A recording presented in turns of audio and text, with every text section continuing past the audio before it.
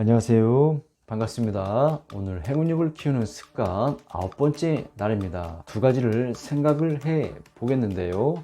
첫 번째, 자신감은 운명의 심장이다.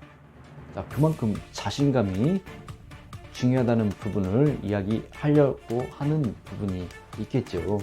자, 오래된 비밀에서 나온 책에서 이야기를 하고 있는 부분이 있겠고요.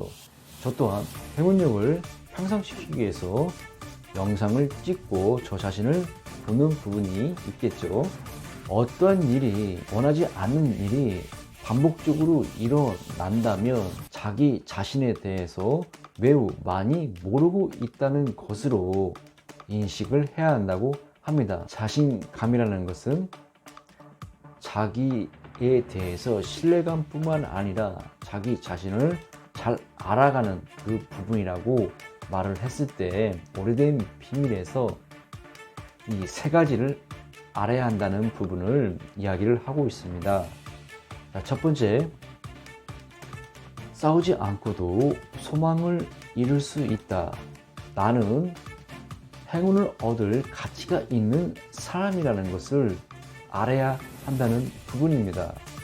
여기서 좀 세밀하게 생각할 부분은요, 간절하게 생각을 했는데 그 소망을 이루지 않는 경우가 있는데, 무엇이 빠져서 그러냐 하면요, 물론 편안한 상태로 준비를 해야겠죠.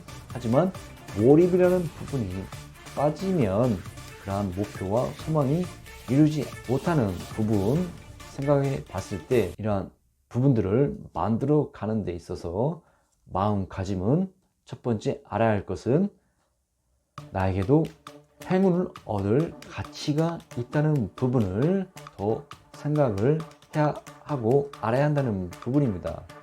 두 번째, 자기 자신의 가치를 상대방의 평가에 맡기지 말라는 것입니다. 운명이라는 것이 상대방이 만들어주는 것이 아니라 자기 자신이 만드는 것이라는 것을 알아야 한다는 부분. 자, 세 번째 알아야 할 것은요, 어떠한 것도 자신의 가치를 훼손시킬 수 없다는 부분을 알아야 한다는 것입니다. 학력이나 사회적인 지위나 경제력으로 자기 자신의 가치를 훼손시킬 수 없다는 부분을 알아야 한다는 부분. 이 세 가지를 당연히 모르면 안 좋은 일이 계속적으로 생길 수 있는 신호로 봐야 한다고 생각해 볼 수도 있겠죠.